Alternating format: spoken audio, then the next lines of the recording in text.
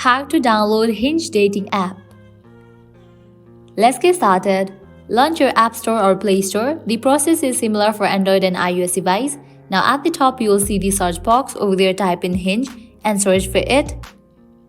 With that, app will appear. After app appears, at the right corner of the app you will find the option of Get or Install. All you have to do is click on that option. With that, download process will start.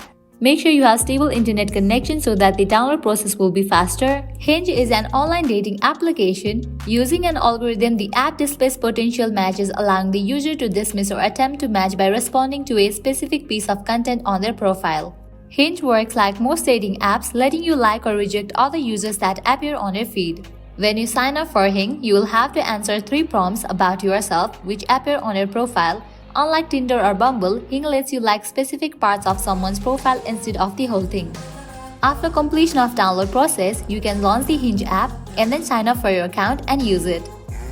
So this is how you can download Hinge dating app.